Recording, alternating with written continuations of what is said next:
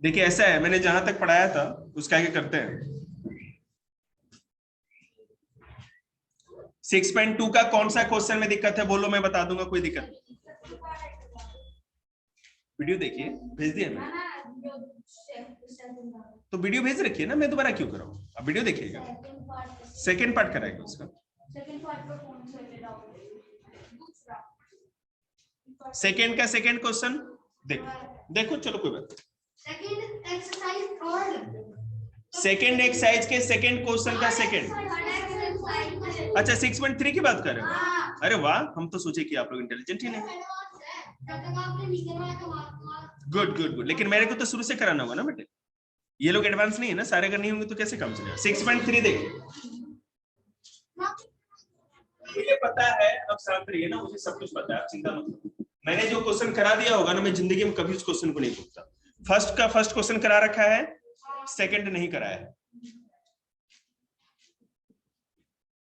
6.3 के फर्स्ट का second question निकाला आपने। देखिए हमारे पास एक फिगर है,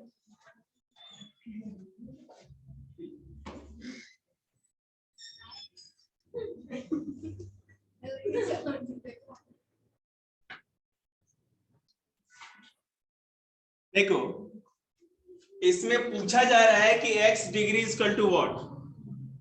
हमें पता है कि तीनों डिग्री मिल करके एक ट्रायंगल के तीन एंगल कितने डिग्री के बराबर होते, तुम बताओ। 90 डिग्री के बराबर, तुम बताओ। 180 के बराबर होंगे ना।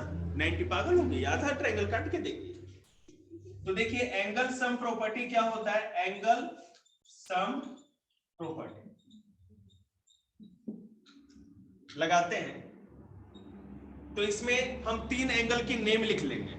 Angle P R Q plus angle R Q P plus angle Q P R. देखो बेटा, यहाँ आर बीच में आ गया, यहाँ क्यू बीच में आ गया, यहाँ पी बीच में आ गया, तो तीन जगह है ना, तीनों एंगल आ गए बराबर 180 डिग्री। ठीक है, नहीं समझ में आएगा तो बोलना, आपको नहीं दिख रहा है तो एक दो इधर भी आ जाए। आगे करें, अब angle P R Q X degree, angle R Q P, तो आर क्यू पे क्या है 30 डिग्री, और एंगल क्यू पी आर ये कितना है, डब्बा है मतलब कि 90 डिग्री। ठीक है, तो बेटा x प्लस 120 डिग्री इक्वल टू 180 डिग्री। तो यहाँ x का निकाल देते हैं, x इक्वल टू क्या हो जाएगा, इधर 180 था ही, 120 था प्लस में, तो इधर माइनस करेंगे, तो x इक्वल टू क्या हो जाएगा 60 डिग्री। काम खत्म, ये 60 ये 30 ये 90 हो गया, काम खत्म। समझ में? ठीक,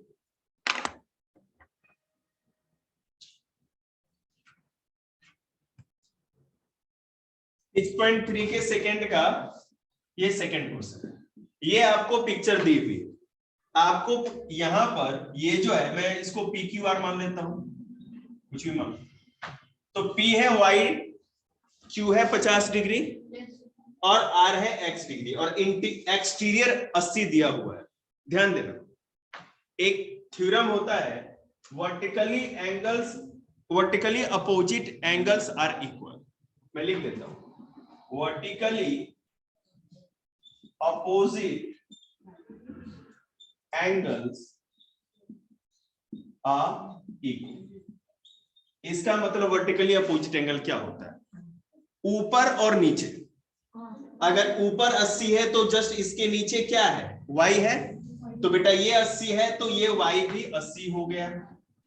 ठीक है जी, दाएं बाएं में भी होगा, मैं आपको बता देता हूं, अभी आते जाएंगे, सब आएंगे, क्वेश्चन आएंगे, चिंता कोई बात नहीं, हम लोग खुद वही कर लेंगे। ठीक है, तो बेटा ये 80 है तो ये भी 80 होगा। तो अब हमें क्या पता है, एंगल सम प्रॉपर्टी लगाते हैं, दो एंगल पता चल गया, अब एंगल सम प्रॉपर्टी लगा लेते हैं।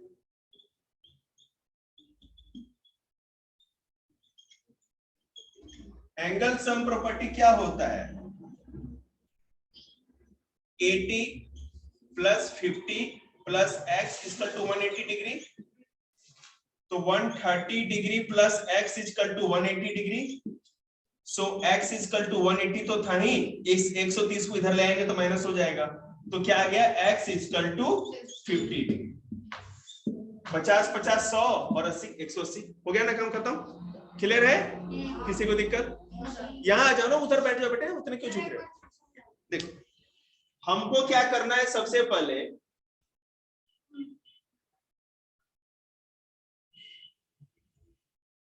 अगर मान लीजिए मेरी बात सुन, यहां पर 80 जो दिया हुआ है, हम लोग एंगल सम प्रॉपर्टी लगा के भी देख लेते हैं, लेकिन सबसे आसान क्या है, वर्टिकली अपोजिट एंगल।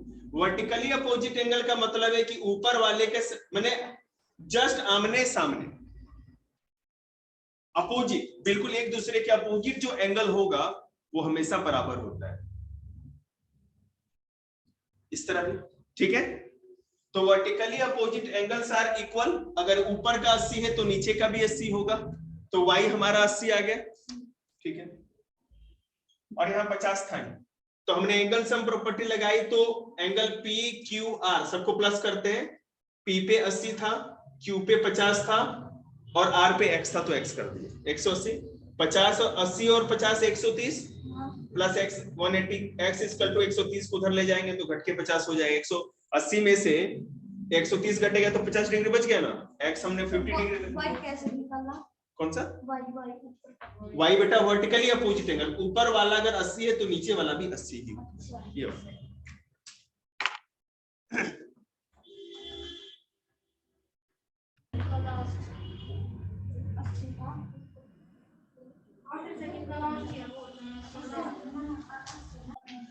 देखिए यहाँ पर क्या है,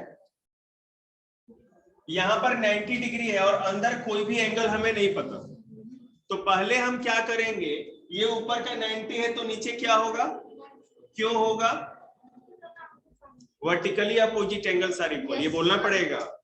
90 डिग्री, y भी 90 डिग्री हो गया क्योंकि वर्टिकली अपोजिट है, मतलब ऊपर का नीचे हमने समझा।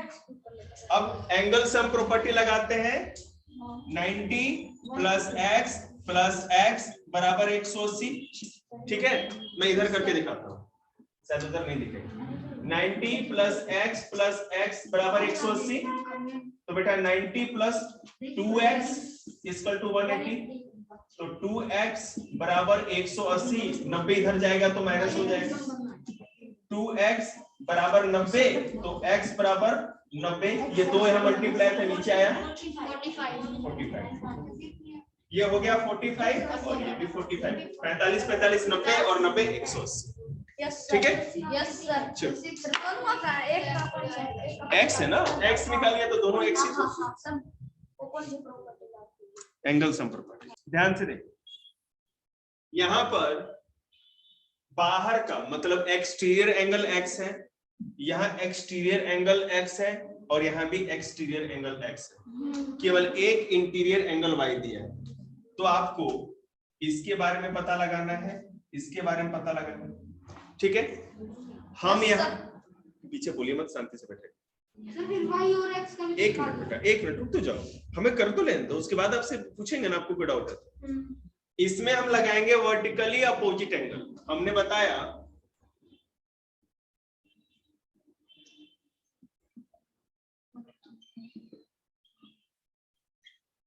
एंगल्स आर इक्वल, इसका मतलब ये x और y दोनों बराबर है,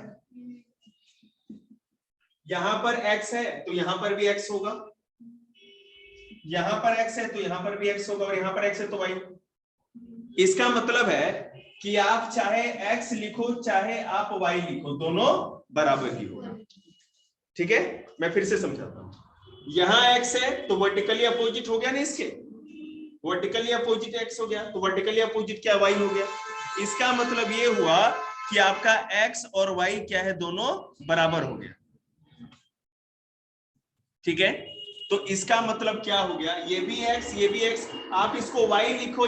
अब देखो मैं आपको बताता हूं, तो बराबर दो, दोनों तरफ बराबर है ना, ये बराबर का मतलब ये दोनों तरफ एक चीज होगी, तो अगर x बराबर y लिखा है, इसका मतलब आप y लिखो या x लिखो, बात एक ही होगा, तो इस y की जगह हम x भी लिख सकते हैं, तो 3x हो गए। तो बेटे इसको कैसे सॉल्व करेंगे, अब देखो यहाँ पे x plus x plus x बराबर 180।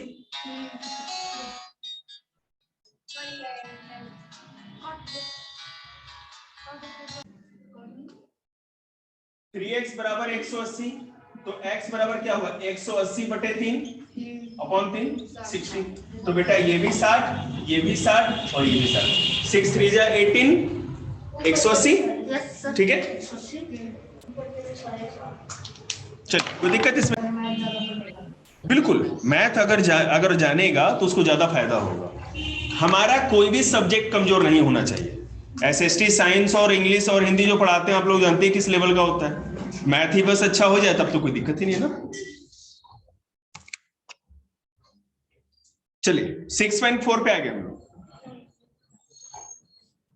कितने एक्सरसाइज, लास्ट एक्सरसाइज है ये। क्वेश्चन है कि आपको बताना है जो चीज दे रखी है उससे कोई ट्रायंगल बनेगा कि नहीं बनेगा। पहला क्वेश्चन है 2 सेंटीमीटर 3 सेंटीमीटर एंड 5 सेंटीमीटर। ठीक है, तो एक ट्रायंगल का नियम होता है कि उसके दो साइड का सम तीसरे साइड से क्या होगा, हमेशा बड़ा होगा। तीसरे साइड से हमेशा वो बड़ा होगा। मैं आपको बताता हूं। अब अगर मान लो 2 प्लस 3 करें तो क्या होगा 5, इधर भी 5 और उधर भी 5। गलत ये नहीं बनेगा, नहीं बन सकता ना। इसका मतलब ये हो गया कि अगर कोई एक ट्रायंगल ले ले, ठीक है मैं समझा रहा हूं, एक का 2 सेंटीमीटर, एक का 3 सेंटीमीटर, एक का 5 सेंटीमीटर, तो ऐसा कोई ट्रायंगल बन ही नहीं सकता। मतलब उस रेशियो में रखेगा, पाइथागोरस थ्योरम लगाया जाएगा बिल्कुल। तो कहने का मतलब यह है कि अगर दोनों तरफ अगर किसी दो चीजों को प्लस करें और वो तीसरे साइड के बराबर आ रहा है तो नहीं होगा, छोटा आ रहा है तो नहीं होगा, उससे बड़ा आना चाहिए। मतलब इधर कम से कम 7 या 6 तो होना ही चाहिए था। ठीक है ना, अपोजिट साइड। तब बात फिर से समझाऊं, आया समझ में?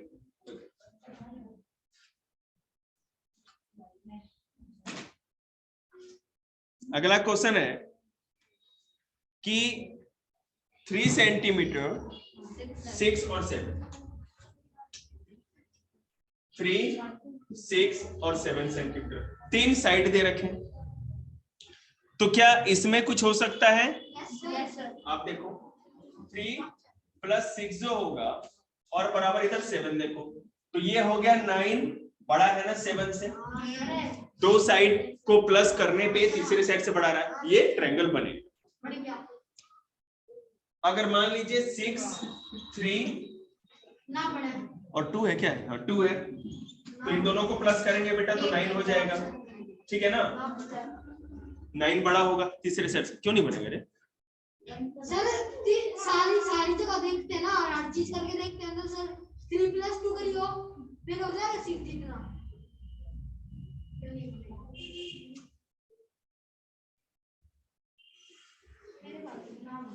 हाँ यही पॉसिबल नहीं है। रुक जाओ, तो मतलब दो साइड को प्लस करने पे किसी तीसरे साइड से वो बड़ा आना चाहिए तभी बनेगा। ठीक है, सेकंड क्वेश्चन देखते हैं इसका।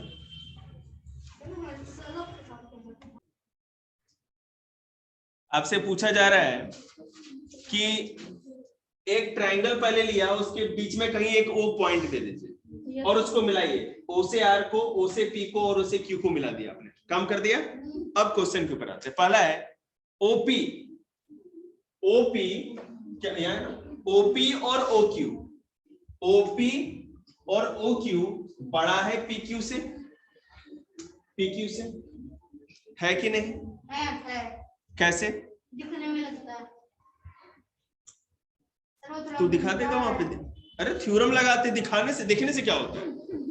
हो सकता है मान ले तेरी आंखें कमजोर हो। हाँ, ओपी और ओक्यू, ओपी और ओक्यू दोनों साइड को अगर हम प्लस करेंगे तो तीसरे साइड से वो बड़ा होगा।